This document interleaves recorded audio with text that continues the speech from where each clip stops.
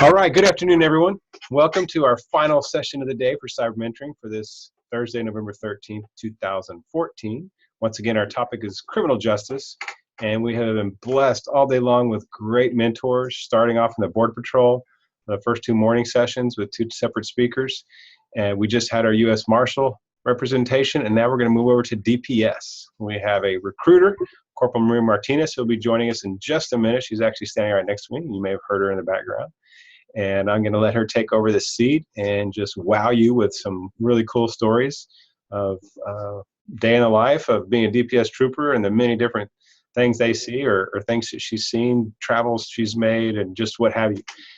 So she'll share her story for a little while, and then we'll open up to questions and answers, and we'll basically keep her as long as she can. She just left a job fair, and so she can maybe speak to that, because some of y'all have been asking throughout the day, what does it take? What age do I have to be? What are requirements? Things like that to get into particular fields of criminal justice, minimum age. You're asking about salary schedule. So they're here to answer all those kind of questions, because as you are sophomores in high school, you are doing the research right now. You are making the judgment, the calls on what should I do now to best prepare myself for the future so you can have a career, whether it be law enforcement or some other field. This is going to hopefully rule in or rule out if this is something you might be interested in. Okay, so I've said my spiel. Again, I'm Chris McKinney. I'm an education specialist. I'm based here in Edinburgh, Texas. Work with Region 1 Gear Up, and I'm so happy that you're joining us today. And I introduce you to Corporal Maria Martinez. Take over, boss. Thank you, Chris. You're welcome. Hi, how are you all doing? I am the Texas Department of Public Safety Regional Recruiter, and just want to give you a little insight, history about myself. Started back in 1998, and how did I get here? I was sitting in class. Actually, in high school, I started taking criminal justice classes, and wish I had that. All that you all have, those opportunities that you all have. We didn't have this back then. Obviously, technology has advanced through the years, and we didn't have those online courses that you all can take. And I know some of you are already coming out of high school with 40, 60 hours of college. So that's an advantage that you all have that you need to take advantage of. So I graduated from Mission High School. So I am from the Valley back in 1991, many moons ago. And then I followed going to college at the University of Texas Pan American. Back in 1998, that's when I joined DPS. So I've been with the Texas Department of Public Safety for 16 years at the beginning of the year.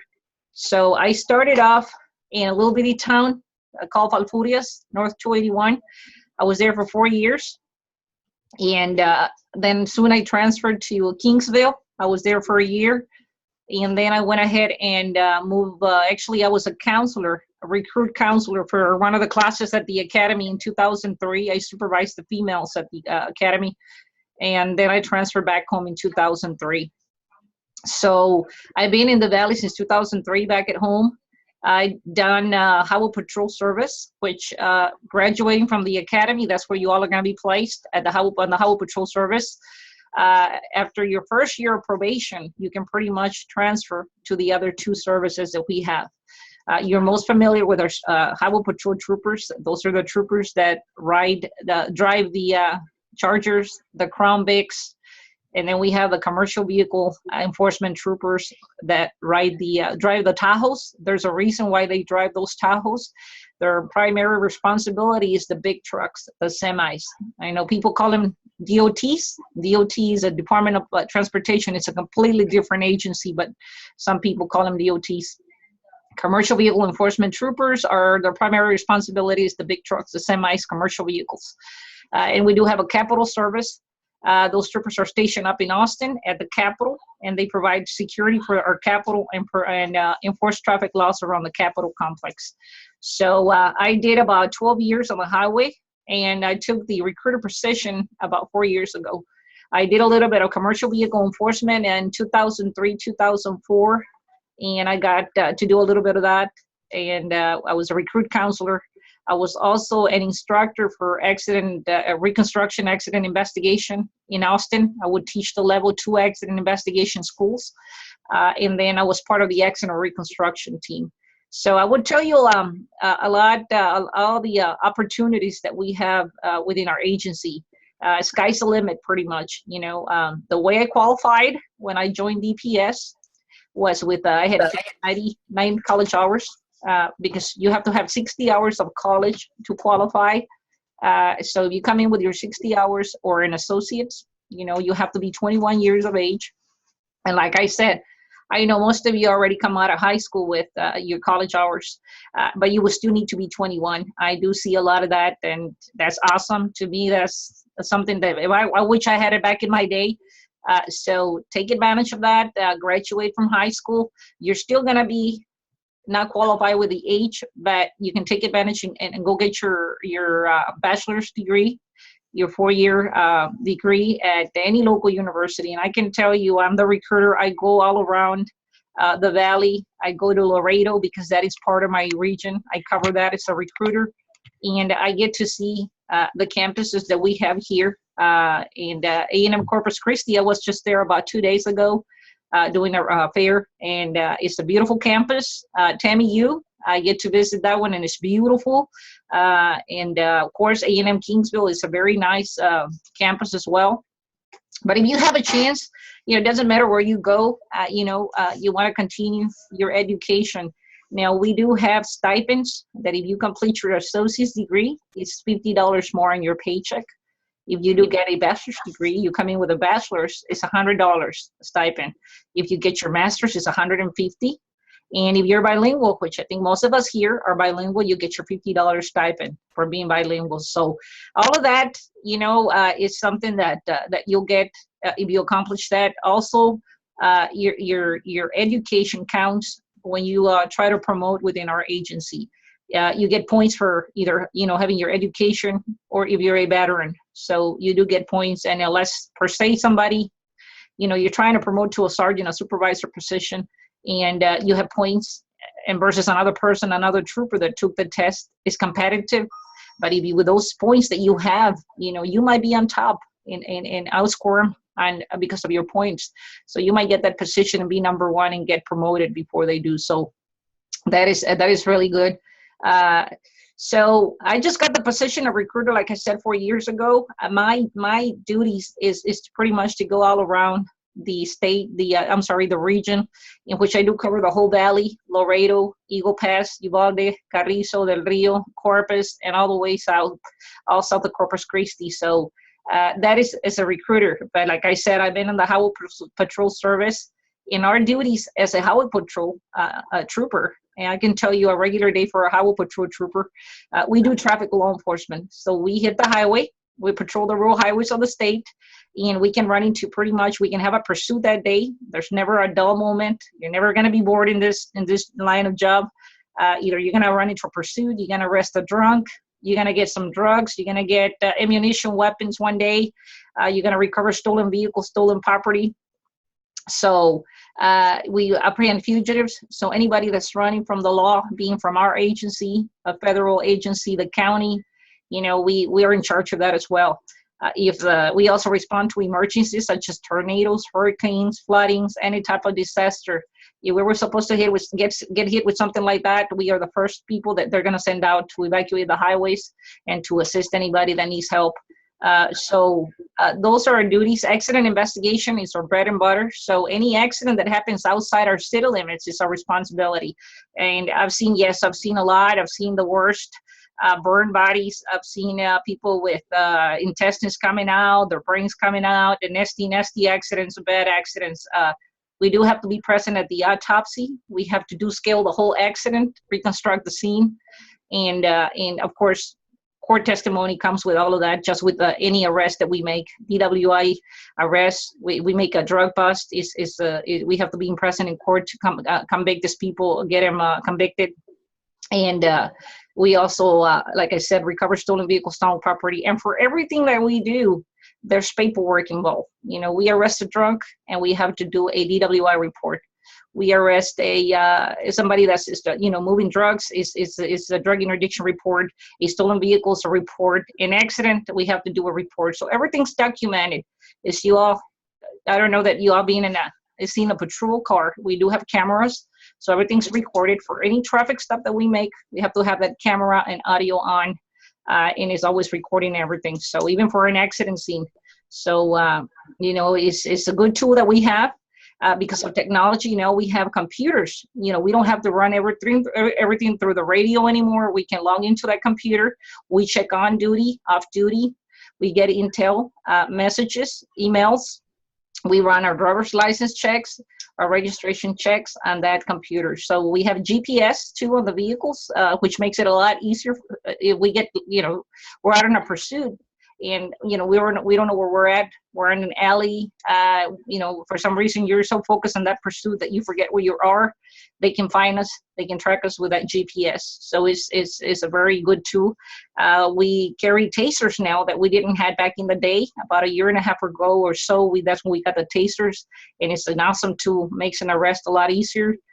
We carry the OC spray, the baton, everything that we're certified on at the academy. And I'll tell you here in a little bit about the academy. But yes, I got stationed in Falfurrias for 4 years. I got to do a lot of drug interdiction up there, and I recovered some stolen vehicles there too. Drunks, DWI arrests was a lot of that I did as well there.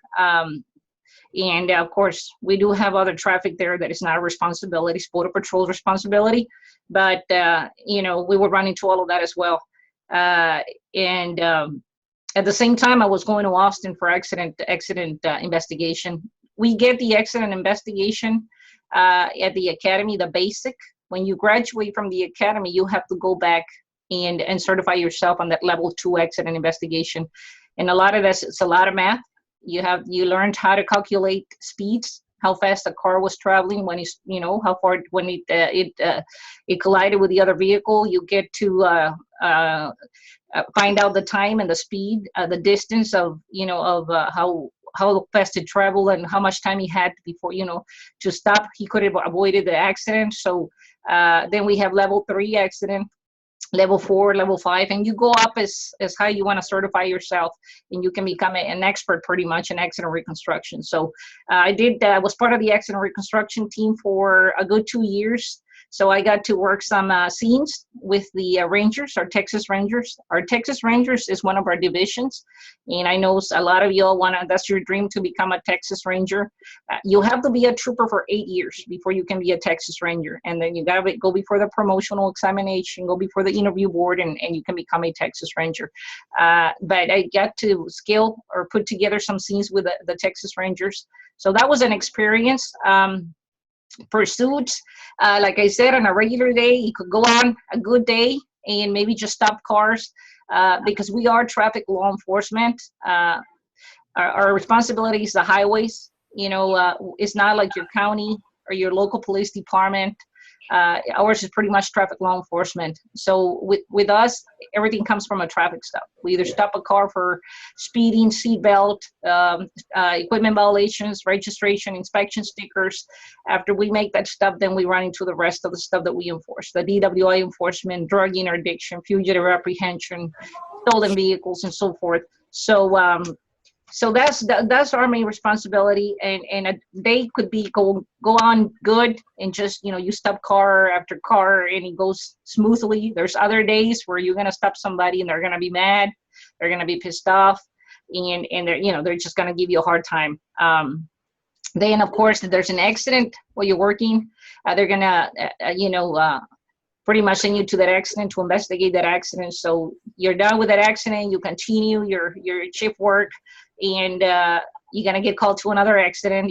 They try to rotate the troopers, but sometimes it could be just you in charge of the county, or there's another two troopers, one trooper. So they're gonna be sending you to one, they're gonna be sending the other trooper to another one, and so forth. So you might run into somebody, and we get them here.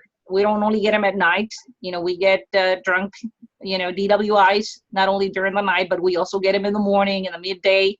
So you might run into somebody that's driving drunk and make that arrest. You take them to the county.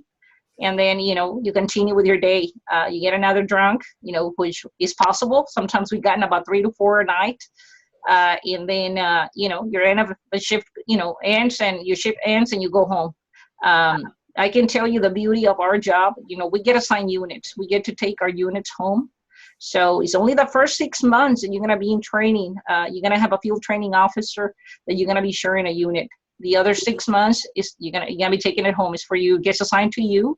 You take care of that unit. You start your shift from the house and that unit, and you take it home when your shift ends.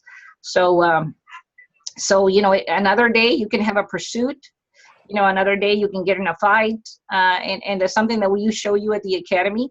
Our academy, I'm sure some of you have heard, our academy is considered one of the hardest and one of the best in the nations. It's a very long academy. It's 26 weeks of training in Austin, and it's considered to a military boot camp. It's compared to a military boot camp. It's a paramilitary style academy. So, and there's a reason behind that. We show you, it's very intense training, and we show you a lot of survival skills that you're going to need out here on the road. You all seen us by ourselves. We work by ourselves. The only time that we have somebody else in the unit is when, we're getting trained, our field training officers with us. So I personally have, had a few pursuits, and thank God they ended, because we used our spike system, and, we deflated their tires, and I was able to arrest the person that was driving the driver. I've been in maybe a couple of scuffles where, my OC work, and took just a little bit to get him apprehended, not much. Thank God I haven't been able to use my weapon to shot it. I haven't been shot at, and I haven't shot anybody, but I have pulled out my weapon before, for felony traffic stops, and that's the way that you got to conduct those traffic stops. So I pull it out to pretty much take him out of the vehicle and make the arrest. So that's pretty much a day. You're gonna work fatalities where you're gonna come, and like I said, you're gonna see nasty stuff. We have to do death notifications as well. So if we work a fatality, we have to go to the loved ones and tell them that their loved ones passed on. So that is something that it's part of our duties. Not all troopers like it. We don't like it, but it's something that we have to do. Death notifications. We do see from babies to adults, getting killed in accidents. So that's some of the stuff that you'll see as a Highway Patrol trooper. We do have to stay physically fit, and that is one of the conditions when you go through the hiring process. You have to be physically fit to pass some physical assessment requirements. But also our academy, you have to show up there physically fit. It's very intense physically, academically, and mentally. It's a 26 weeks of training, and it's going to be a lot of in class. You report there on a Sunday. You don't get released till Friday. And your day starts at 4:30 in the morning. It doesn't end till about 11 p.m. They make you. From 4:30 to 6:30 a.m. you're going to be doing PT. How long has your uncle been in it? Uncle Ben. 9 years. 9 years? They told me they recently changed it. We'll look it up. That teacher.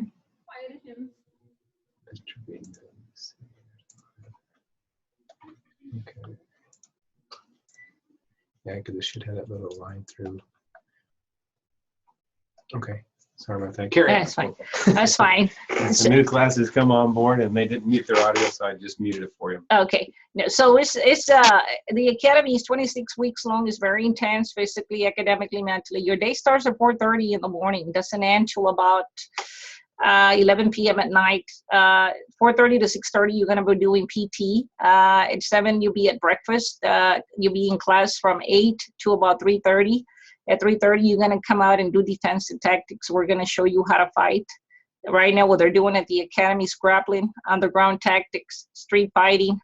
And then you're going to shower, go to dinner at 5, and then you're in class from 6 to 8 and 8 to 10.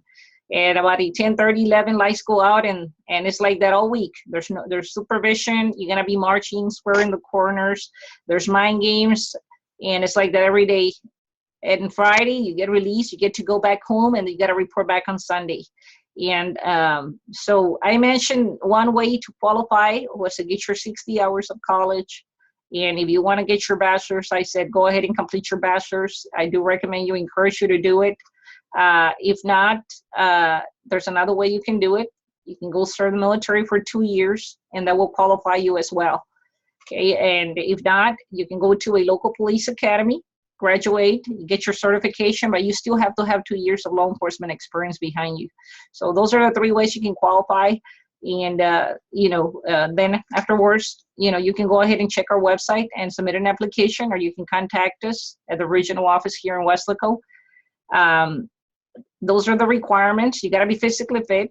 And I can give you an example right now. A male that applies, that is 20 to 24 years of age, has to perform 58 crunches in 2 minutes, 51 push-ups. Those are not timed, and you got to run 1.5 miles in 12 minutes. For females, because we do it like the military, by age and gender, it's a little different. Females are required to do 54 crunches in 2 minutes, 36 push-ups, and they have to run 1.5 miles in 15:48.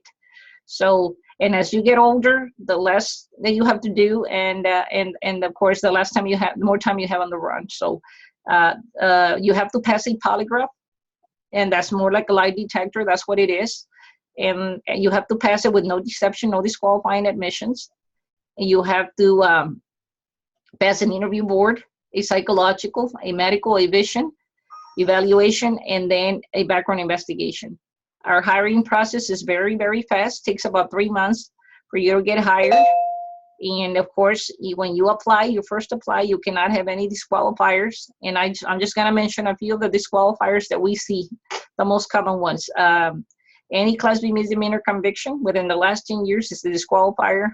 And your Class B misdemeanor convictions will be POM, possession of marijuana less than 2 ounces, your DWI conviction first time, racing, failure to ID, reckless driving, any of those, or your Class Bs will disqualify you for 10 years. So keep a good criminal, don't get arrested, stay away from anything that can disqualify you. Getting arrested, convictions, a pattern of drug usage is a disqualifier. So this is something that you want to, in the future, stay away from anything like that. Also, suspension. It's if you have a suspension, it will disqualify you, put you out for 3 years, disqualify you from the day that it was lifted. So try not to get a suspension.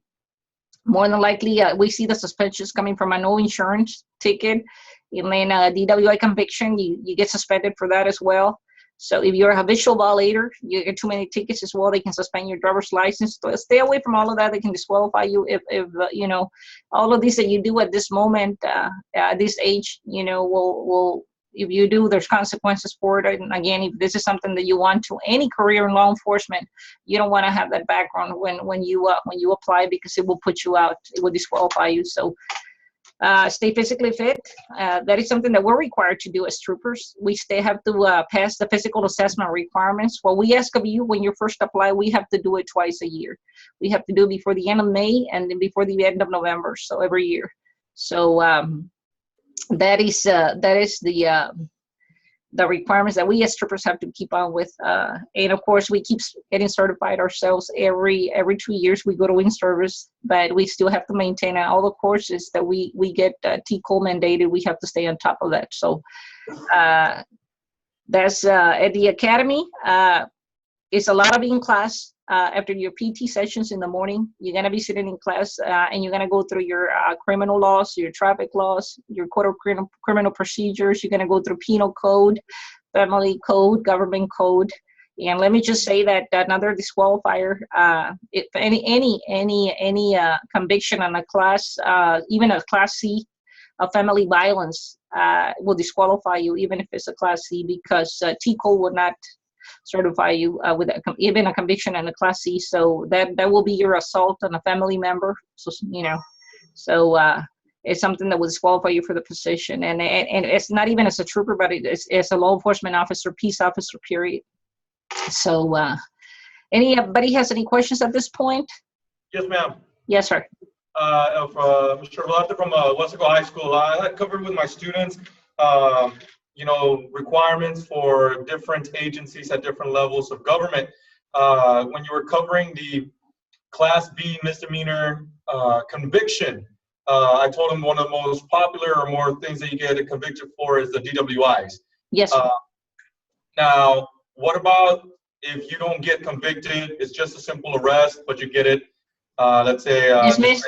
Yes. Yes, sir. If they dismiss it because the court didn't find you guilty or there's insufficient evidence, if the courts dismiss it, then you can apply. It's not a disqualifier. Now, if you do get a conviction, and what we can consider a conviction, it could be a disposition. If you get deferred adjudication, it's a conviction. It's as far as DPS goes, it's a conviction, so it'll disqualify you.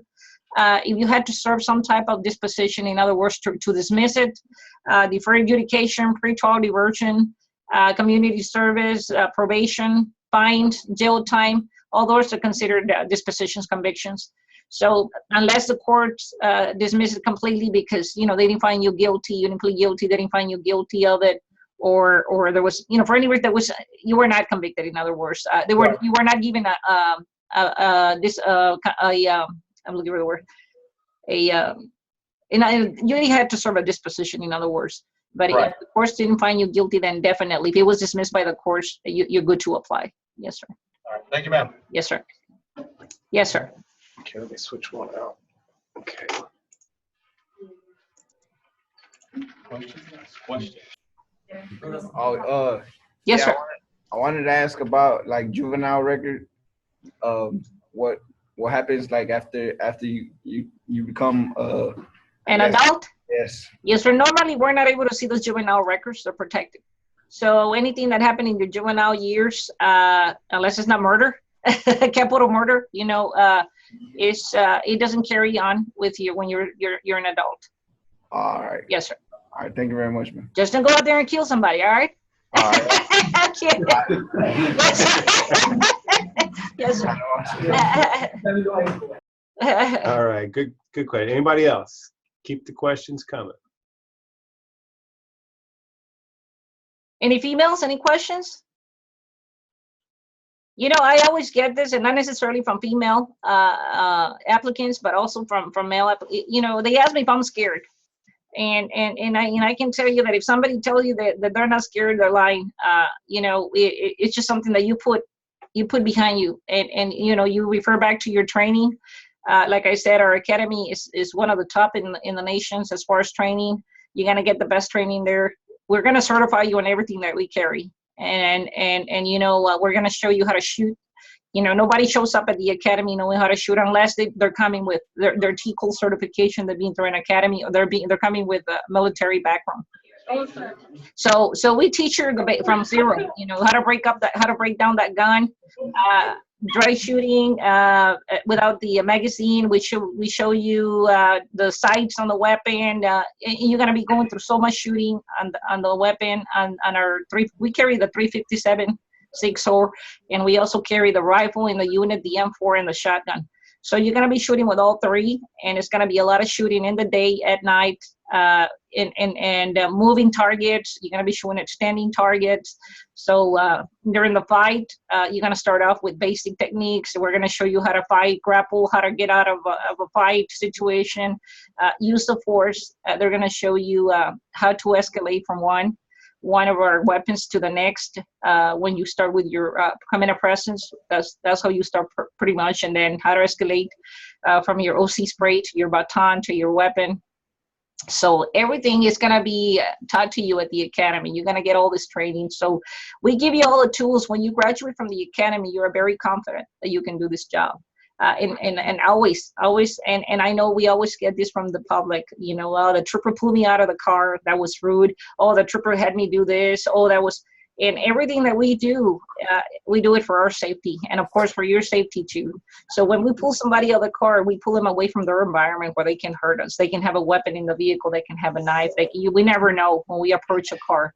So when we turn our wheels to the left, it's because if somebody comes in and hits our patrol unit, that car is gonna go, not where we're standing on the side of the road, on the ditch, and it's gonna go the opposite way where it's not gonna strike you or us. So everything that we do is for our safety, and not to make your day miserable.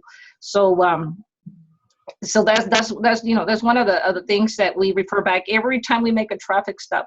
We have to go back, and think about the training that we got, safety, what we need to keep in mind, some of the fact that things that we have to look, and pretty much sometimes you can tell what's going to happen on a traffic stop by reading that person, their gestures, their moving, their body language, and you know what's going on. And that's a lot of times that's how we get our drugs. That's how we get, conflicting stories. We get we catch them lying. We see their movement, their body language. So, okay. Any other questions? Real quick, North has a question. Oh, yes, sir. Go ahead. Hey, what would be the best route to take to become a state trooper? Right.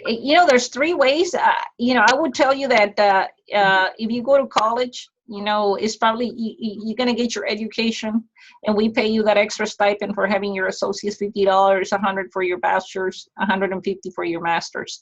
Now, if you go and serve your country, we have a lot of good benefits for our veterans as well. You come in, you qualify with 2 years of active duty, and our veterans, they get to draw their benefits while they're going through our academy. So you'll be drawing your DPS check, which I'll mention the salaries here in a bit, and then you'll have to you can draw your GI Bill benefits when you're going through the academy plus your DPS check, and if you come in with you serve in the military for 4 years or 8 years, you can buy up to 5 years of your military time towards your retirement with us. So let's say you want to do 20 years and you bought 5 of your military years, well, you can retire with 25. If you do 25 and you buy 5, you can pretty much, retire with 30. So, and the good thing about it, and I know at this point, just like you, I was sitting in class and I didn't even think about retirement in the future and so forth. And I'll tell you how important it is here in a bit.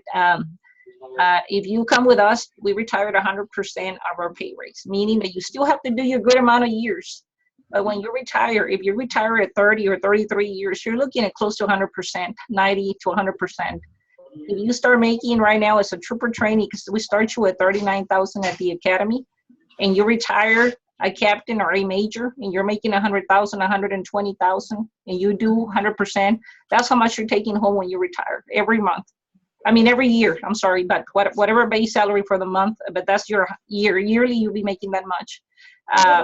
And if you retire with 20 years, you're only looking at 56%.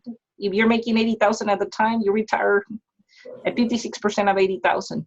But if you want to keep on, getting more, 70, 80%, you might want to do about 27, 28 years. So we do start you, and that's the pay. And let me tell you something, that when I started, we were not getting paid a lot.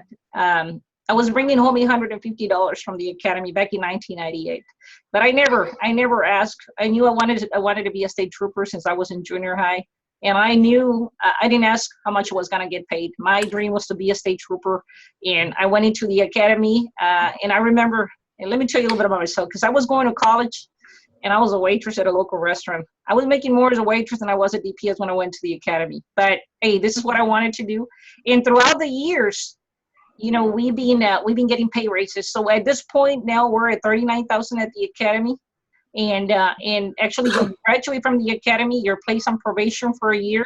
That year, you're gonna be making $43,000. When you complete probation, that's when you start making $52,000. So actually, your first year, you're gonna be making $52,000. Last year, before we got the pay raise, I was at $58,000.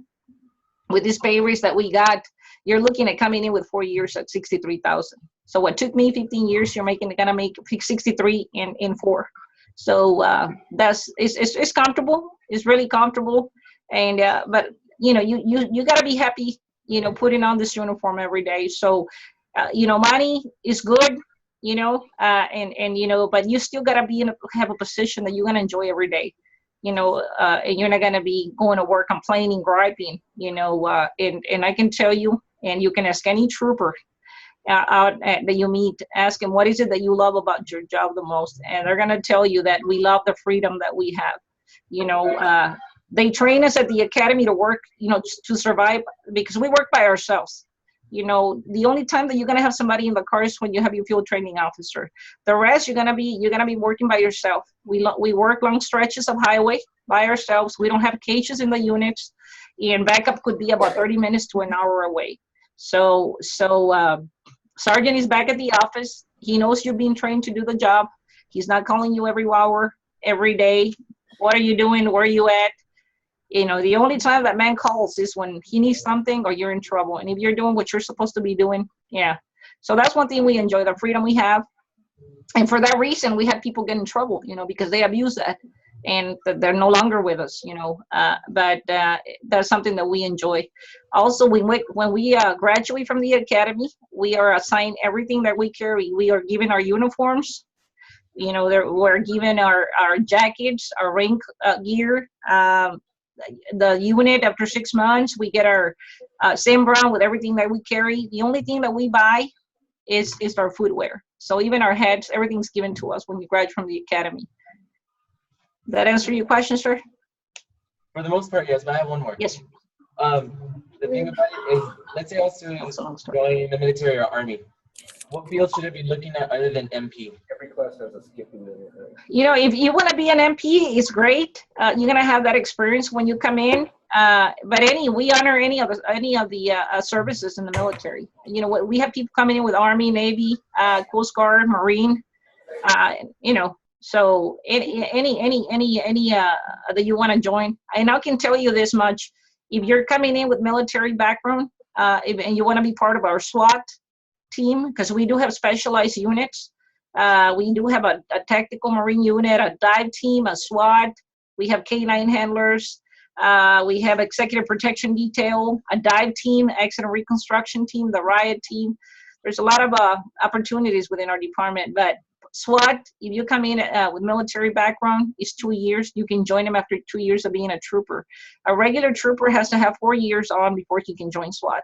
If you come in with a military background, it's 2 years. And if you have a specialty within what they do as a veteran, it's only 1 year.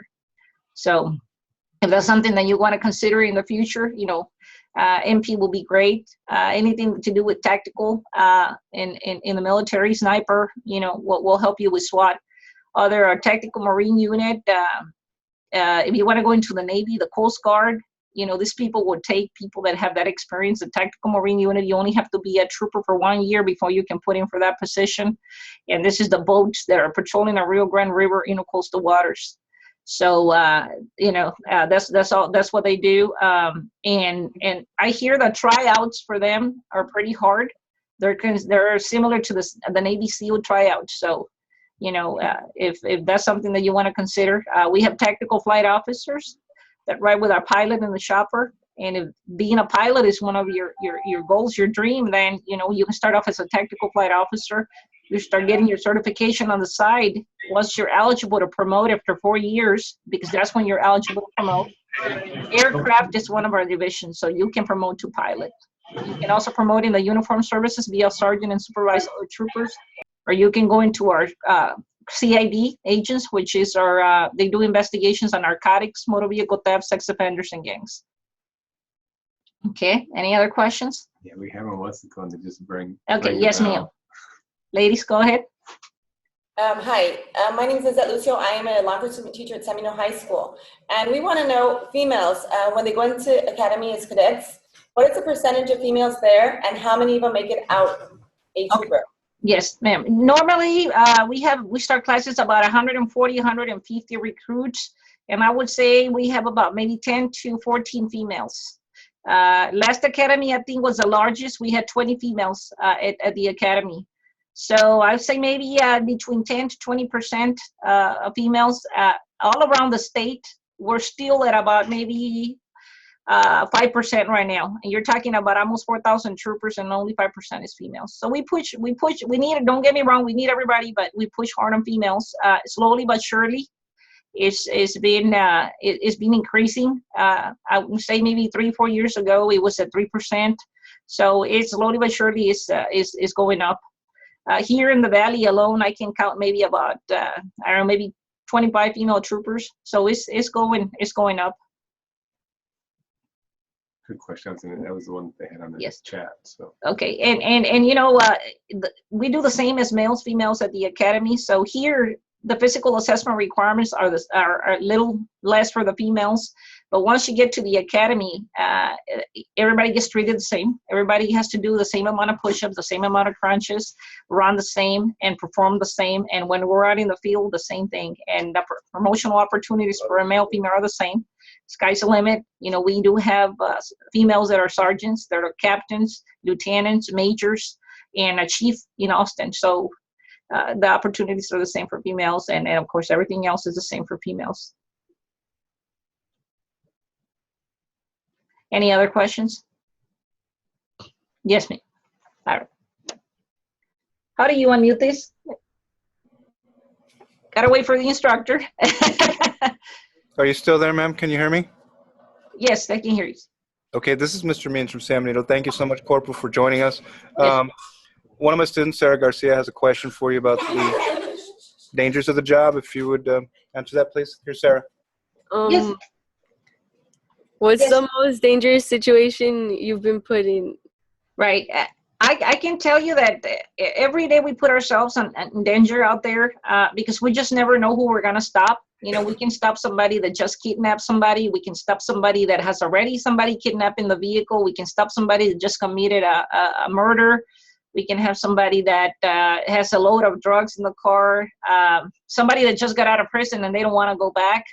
So they're going to try to take us. I would say, in a pursuit, my personal experience, you go through so many emotions. In pursuit, you got to worry about, other vehicles, the speed that you're going, possible threats inside the vehicle. So I would say, just daily we expose ourselves to danger. And like I said, we just refer back to our training. So even, it could be as simple as making, being on a traffic stop and here comes a drunk driver and doesn't, gets either blindsided by your lights or is, just drunk. And most of our accidents are troopers that have passed on. I can tell you that most of them had been traffic accidents for the majority. We have some that have been shot, but so it is a dangerous job, and like I said, you just have to refer back to the training you receive and be careful. And okay. Thank you, ma'am. Yes, ma'am. Any other questions? Ma'am, Yes. what's the biggest case you've ever had? Big that I had? Yes, ma'am. What's Okay, the biggest. Yes, the biggest case actually. I got to have several drug loads. One of them was 53 pounds of marijuana, and that was when I was in Brooks County, Falfurrias. I was patrolling the Highway 281, and got to see a lot of that in that county. Money seizures. Actually, it used to be they're a little different back in the day. I got to recover $23,000. Nowadays, they're not moving that. They're moving a lot more money. Back in the day, I don't know, they were smart and they were doing it in one vehicle transport so much, another one so much. Now, you're talking, we've gotten big loads of money. But as far as largest marijuana load that I got was 53 pounds of marijuana. These girls have been very patient. Let me click on there. Okay, girls, Go ahead. I'm sorry. There you go. Hi, yes, we're students from San Benito High School, and we were just wondering, what kind of facilities do you have in forensics? Forensics, you know what? I've been asked that quite a bit, and for these positions in forensics, we do have just the people that receive evidence at the front desk. And from what I know, you don't require a college education there. But if you do want to work with evidence, if you want to test DNA, drugs, anything like that in a laboratory, then you're talking about having a chemistry, biology, or a forensic science degree. You got to have that behind you. But just to receive evidence at the front desk, then you don't have to have that. But for to deal with any crime evidence seen, then you do have to have that degree. And you're non-commissioned. You're not gonna be in uniform. This is just for the trooper training positions. But if you want to do that, work for a lab, our lab, or any type. This is just for our lab. The requirements, you have to have that type of degree, 4-year degree in biology, chemistry, or forensic science. And those are the guys that we turn in our evidence to. Our rangers, our CID agents, when we submit all our drug to them, and they, of course, they have to do what they have to do with it, test it and evidence, and then our rangers bring in all the homicide, our bullet casings, even on our accident investigation, when we're trying to determine, on maybe a DWI accident and get these people, we have to get hair from a sample. We don't have the person, the driver. We have to bring this evidence so they can test who it is, the person that was driving, the clothing, blood on a homicide suspect, on the victim. So this is the people that do all of that for us. And you do have to have a 4-year degree in that field. So yes, and they're behind the scenes. Yes, ma'am. Do we have a forensics lab in the Valley? We do have one in regional at the West Local office. Yes, ma'am. Okay. And pretty much every region we have a lab, right. Okay, thank you. And those positions come open once in a while. We always have people that are gonna leave us, or so they do come open. We have kind of a follow-up question. The females, you said there's 10 to 20 that asked or get in the academy. Right. What's the passing rate? Just because they get in, how many Right. actually finish and complete? Sure. We end up, I'll tell you, maybe we lose about maybe two females the most per academy. Overall, we might start with 140, 150 recruits, males and females, and we end up with about 103. So we do lose quite a bit of recruits, and that's going to be your first 4 to 5 weeks into the academy, because either they don't show up physically prepared, and that's one of the things that gets them, because it's very tough, like I said, mentally and physically. While you're doing the PT in the morning, they're gonna be yelling at you. They're gonna put that mental stress on you, especially if you're struggling. They see you struggling, so that's why it's important to show up there physically fit.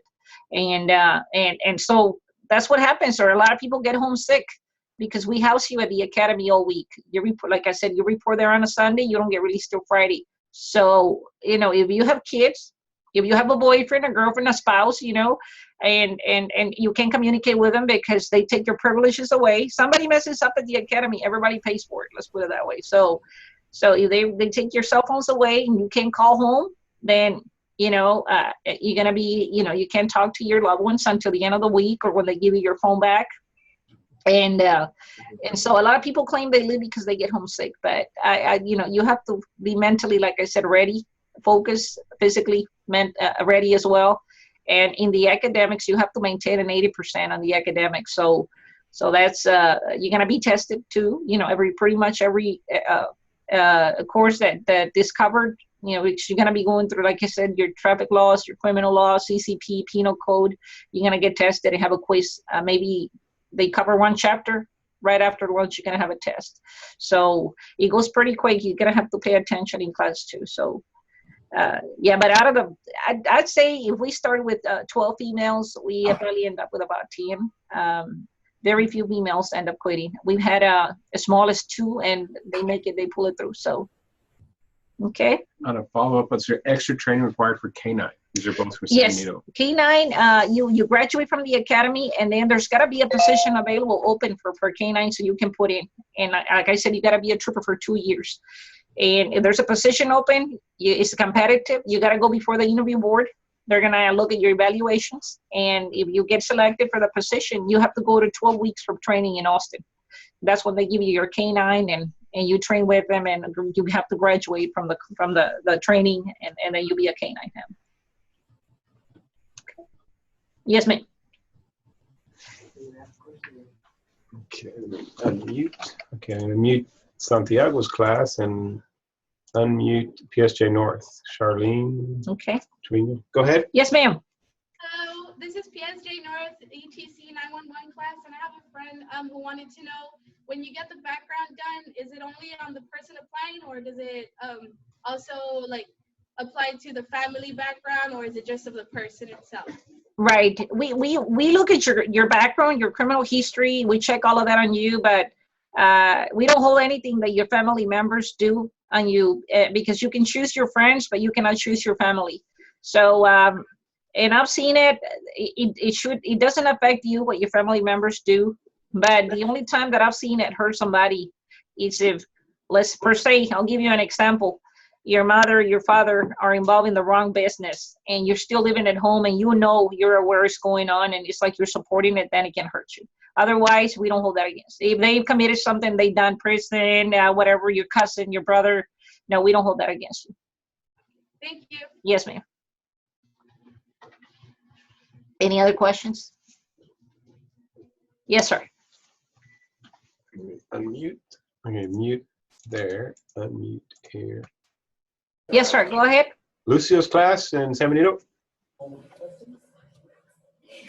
Somebody had a question? Ma'am, Yes, sir. my name is Ramiro Guerra with San Benito. Yes, sir. Why is it that the state trooper to enter, why is it that it's harder to get in as far as the training and background? Right. Well, the nature of our job requires, you have to be, and I'll tell you something, they push you through some mental, and you got to go through so much survival skills, and they're going to test your mental ability because they teach us to survive up there. Just in case you're out on the side of the road and you get into a fight, you're going to have to survive. We want you to make it, home that day or that night. So they instill that in the academy. Other than our requirements that are pretty tough, and disqualifiers and so forth, and I've been asked this question, why, are you holding this against me that I have a conviction on a DWI on drugs? How come I can't apply? I'll tell you, this is what we enforce. Pretty much that's why. We enforce the traffic laws, we enforce the DWI laws, and we enforce the drug laws. If you have that behind you, pretty much it's kind of contradicting, that you're gonna come and work and do what you actually been doing, So and as far as the getting in is if I'll tell you, if you have a clean background and you don't have any disqualifiers, you do well on the physical assessments, you do well on the written exams, you pass that polygraph, psychological, medical vision, the background investigation, there's no reason why you shouldn't get hired. So it's not hard. There's disqualifiers, and I guess y'all can look them up on the website. I gave you some of the ones that we see. But there's time limits. DPS used to be a lot stricter back in the day. If you had any usage of drugs, any background on drugs, it was a permanent disqualifier. A DWI was a permanent disqualifier back in the day. Now it's 10 years. If you have a DWI conviction, you can apply after 10 years from the conviction date. So now we got to see that you have a pattern of drug usage. So let's say you smoked it in high school. It was a one-time try, and you said I experimented with it, and so you're already, out of college, okay, hey, you experimented with, realized it wasn't for you, left it. That's not a pattern, But if we see somebody that tried it in high school, they tried it in college, they tried it a year ago, now that's a pattern. This person has a problem with drugs. So, it's still, we still have those disqualifiers, but back in the day, it was, you had a pattern of, you had any type of drug background that, DPS wouldn't hire you. If you had a DWI conviction and was a permanent disqualifier. So does it answer your question, sir? I can't hear. Thank you. But as far as the academy being very tough, there's the training is intense and it's hard because of the nature of what we do out there. Like I said, you're gonna be working by yourself, and you gotta be able to survive and make it home to your family every day, every night. Also, as far as being stationed, are you only stationed in the Valley, or do you right in Texas, or how does that work? Right. Since we're troopers all around the state, we have positions all over the state, and we do have state jurisdiction everywhere. So anywhere that you go, you can stop anybody. But we do have duty stations assigned, and we're not guaranteeing duty stations. You're putting in for any position around the state. Now, if we have vacancies back at home here, then we'll try to bring you back home. If not, we'll do our best to bring you close to home. And if there's no vacancies around home, then you might end up somewhere you don't want to be. Anywhere in the state, like I said, East Texas, West Texas. You only have to be there your first year, finish probation. And then there's a vacancy list that comes out every month that we're able to see. And if you see home back on that list, you can transfer back after your first year. But we try our best, and you know, they take into consideration if you're married, you have a mortgage back at home, you have a family, your chances of coming back home are better than somebody being single, but still, you know, you might not, you might get back home. It just depends if we have vacancies. So here in the near future, I hope that we do get those extra troopers that they've been talking about. You know, our new governor has talked about hiring 500 more troopers, and maybe about 100 or so. We need that extra help here in the Valley, so we might get more positions to us here. Okay, thank you. Yes, sir. I have a question. Yes, ma'am. If you get hurt during the training process, does that get held against you the following year, or can you reapply? Right. Actually, we will keep you as an intern if you get hurt at the academy. We do have one intern right now in Brownsville, Miss Cano. She got hurt last year during the academy, and she was given an opportunity to go back. She's going back to this academy in January. She's already fully recovered, and the only thing is that you have to start from week 1, you know. But she's been, as an intern, she's been getting paid. She was assigned to our driver's license office in Brownsville. And now that she's ready to go, she's going back to the academy. So we're not going to completely say, oh, you got hurt, you know. We'll try to keep you as an intern position at one of our local offices. You're going to be getting paid, like if you were getting paid at the academy. And then once you fully recovered, you will go back. Thank you. Yes, ma'am. If you get hurt at the academy, and if it's a long-term injury, that's when they release you, okay? But if you get hurt and it's something that the doctor says that is going to heal within 2 weeks, 3 weeks, they'll work with you. You still have to work out. If it's a lower extremity, then you have to use your upper body and do push-ups. You still got to do push-ups. If it's a lower, you know, right, you have to still run if it's an upper extremity. So as long as you're still showing effort, you know. But if it's the doctor says that you're going to heal within 2 or 3 weeks, is short, then, you know, you'll recover and you'll continue the academy. But if it's something that's going to take longer, then you know, they'll recommend that you leave, because obviously you can't perform, and then you get to go back. Okay. Any other questions? Yes, ma'am. Hello, can you hear me? Yes. I'm from Miss San Benito High School, Mr. Means class, Stacey Gonzalez.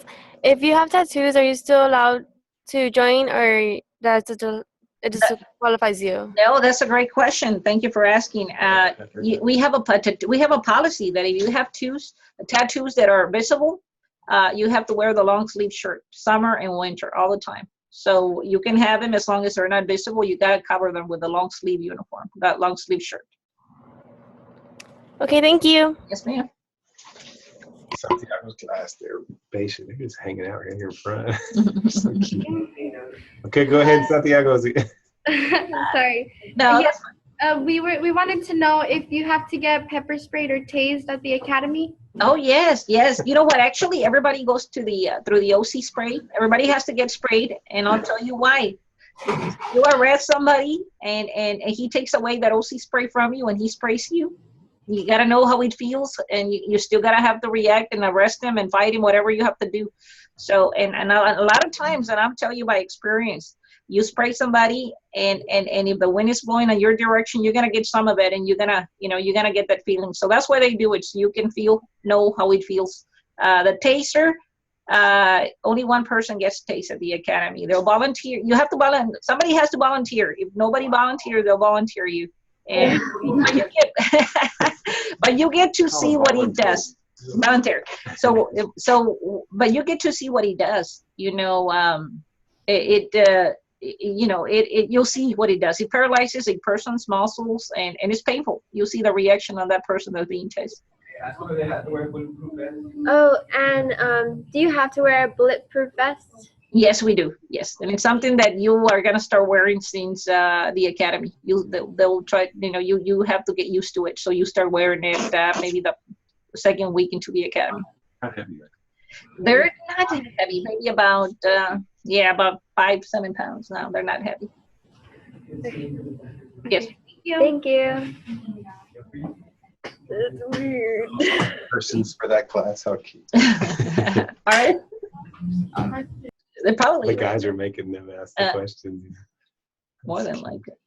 Anyone else? We are running short of time, but we will still field any questions you might have before we wrap this session up. Any questions about, I did say that you have to be 8 years a trooper before you can be a Texas Ranger, right? Yes. Okay, we do have pilots, we do have training staff, and that's one of the divisions that I fall under right now, education, training, research in Austin. And we do have instructors that are sergeants at the academy. So we have those positions too. When they come open and you promote to a sergeant, you can put in for that. We do have firearms instructors, driving instructors permanently in Florence, where we have our state-of-the-art firearms range and driving range in Florence. So if you decide that you also want to certify yourself as a firearms instructor, the chain of command knows you're a good shot. They might request you to go to Austin and do the recruit schools and teach our recruits on how to shoot, how to drive. So we got those positions as well up in Austin. Okay, we got, pretty much, like I said, sky's the limit. It's up to you how far you want to go with the department. Any other questions? Yes, ma'am. Sir, I can see. Yeah. Sir. I was gonna ask, do you enjoy your job, like a lot or little? Yes, I do. That's why I've been with the department for 16 years. I do. I've gone to do a little bit of, like I said, of different services, different duties. So I have enjoyed my job. I want to retire. I probably have about another 8 years maybe to retire. And I plan to retire, yes, with the department. And I can tell you, all the people that we have that come in and tell us that they want to come in and use us as a stepping stone to go to DEA, FBI, they stay with us. We keep them because the department is, like I said, there's a lot of opportunities. If they don't get to do one of the specialized units, they promote into one of our divisions. And okay. I know I do. I enjoy I love coming, wearing this uniform every day. And they're going to make you earn this uniform. It doesn't come easy. That's why the academy is also very tough. Our agency is one that is very prestigious and elite. Yes, sir. Yeah, she's driving right now. I was also gonna ask about like school loans. Like, do y'all have to pay back school loans? We don't pay school loans back. No, we don't have that for you all. But you'll be making decent money to pay back your school loans. I know. What are you looking more into the military type of the assistance for college? Yeah. Right. Right. Right. No, we don't have that. But we have. There's some requirements further down that you can continue, and DPS will help you with that. But it's not. There's certain requirements you have to complete. I believe your if it's not your bachelor's degree. Yes, sir. All right, and I was gonna back to the danger topic. Like, have you come close to any dangerous situations? Yes, sir. I have been involved in pursuits. I've had a couple of scuffles out on the side of the road. I had felony stops. I've been really close to get hit by cars, but I haven't. Thank God, I haven't had a situation where I had to shot somebody or getting shot at. All right. Yes, sir. All right. Thank you. Yes, sir. Ma'am, I had another question. Yes, sir. As far as say you become an instructor, as far as the pay rate, is that the same as being a state trooper, or does that vary? Right. Well, everybody has to become troopers and build up to 4 years. If you promote to sergeant, those are positions in Austin as instructors. They're sergeants. So you're going from trooper 1, making $52,000 to when you become a trooper 2 after 4 years. That's when you're eligible to promote. You're gonna be making $63,000 then. But if you promote and become a sergeant, because there are sergeant positions, instructors, you have to be a sergeant in Austin to be an instructor. You'll be making $70,000 as a sergeant or instructor. Yes, sir. So you'll be jumping from 63 to 70,000 if you promote. Now, as far as say a shooting range instructor, is that the same as being a canine handler? Are their pay rates the same, or are they gonna vary? Actually, those positions as firearms instructors and driving instructors, they're not sergeants or troopers. So it's just gonna depend. If you're a trooper 1, you'll be at 52. If you're a trooper 2, after 4 years, is 63. And then if you're a trooper 3, it's 67. Trooper 4, 70,000. So those are not supervisor positions. They're troopers that if you want to take a position up there in Florence and be an instructor, then you'll be stationed there, but you'll be making the pay of a trooper. Okay, ma'am. Thank you. Yes, sir. We have another question in San Benito. Can you hear me okay? Yes. Thank you. Here we go. Hello, my name is Brandon Leal, and do you have to be a certain height or weight to go to the academy or become a state trooper? Yes, sir. You know what? I hear this, and I don't know what true it is. Back in the day, in the 1930s, 70s, 60s, some there used to be a high requirement. Since I've been on, and I think maybe even before I came on, we haven't had a height or a weight requirement. We have had it for the physical assessments, but it was you had to be within your height and your weight to perform so many, physical assessments, the crunches, the push-ups, and the run, but it wasn't a disqualifier. So no, we have a female that went through our academy here not too long ago. She was about a 4'6", 4'8", small, petite female. She graduated from the academy. Right now, how we base the physical assessment requirements on is based on your age and your gender. So not really necessarily on your height or your weight requirements. So, okay, you just have to, if you're a male, like I said, you have to perform so many, from 20 to 24 years of age, you have to perform the 58 crunches, 51 push-ups, and run the 1.5 miles in 12 minutes. And if you're a female, like I said, it changes. So, but no, there's not a weight and height. You just got to be able, hey, we have people, and that's why the department went that route. Because when we were doing the weight and height requirement for the physical assessments, we had people that were overweight and they could still perform push-ups, crunches, and run. So that's why we said, hey, we need to try something that is going to work better. So we had people that were, their fat percentage was big, and we would disqualify them based on that. But these people could still perform, the push-ups, the crunches, and the run. So this is something that we're doing now, just based on age and gender. Okay, thank you. Yes, sir. Any other questions? No? Who wants to be troopers? Let me ask you. Cool. Awesome. I know a lot of them want to be Texas Rangers. Texas Rangers are a lead investigative team. Those guys work with other agencies and in investigating homicides, special crimes. So they right now, I can tell you, they're staying pretty busy here in this area in the Valley. They work a lot.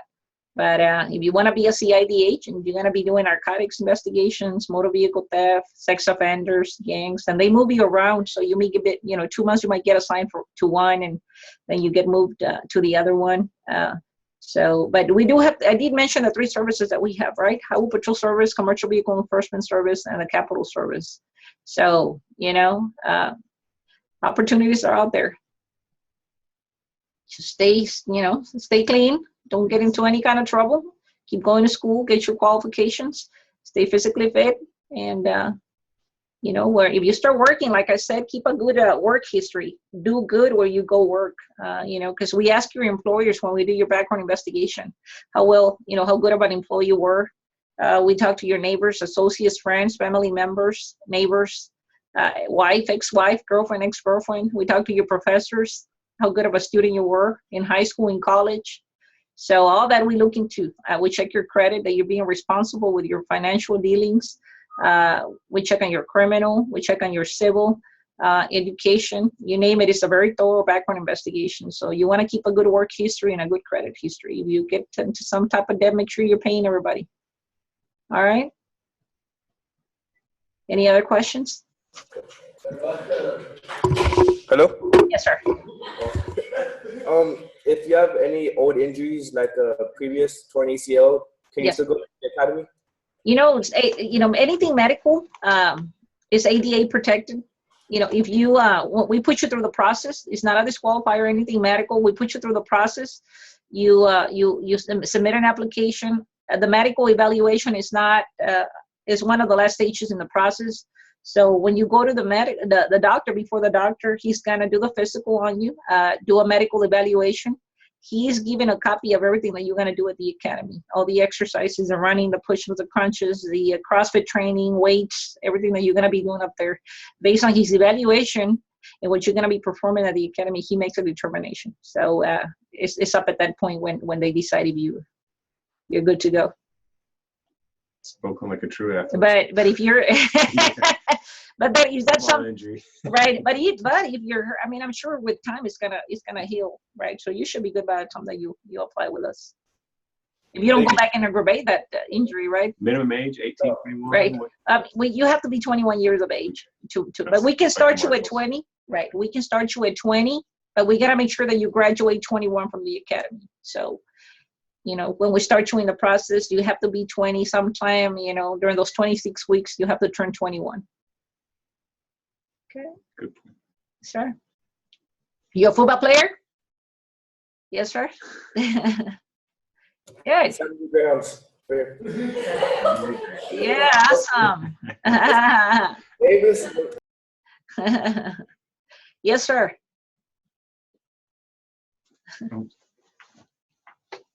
Let me get your microphone. We got it on mute. Yeah, I was gonna ask. One of the ladies here, she wanted to know, you as a woman, like doing a routine stop, how do you feel? Are you like mentally prepared for like a situation where it's like really dangerous? How do you feel like you're doing a routine stop on a man or? Right. You know, it's and let me tell you my experience. I had a very tough field training officer. And I would have, people would ask him, hey, why are you so hard on her? Why are you so hard on her? And he would always say, it's going to be harder on her than it's going to be on me. You know, she's a female. People are going to test her, especially males. And they test us. Is the way you come out in a traffic stop that's going to determine if they're going to, they're going to try to small you, belittle you. But if you come on strong and you tell them, you pretty much show them who's in control of the situation. And it's your command of presence. You gotta, from the minute you walk out of the patrol car, you gotta show them that you're not intimidated. You look at them in the eye and you show no fear. So, all right. Yes, sir. Thank you. Yes, sir.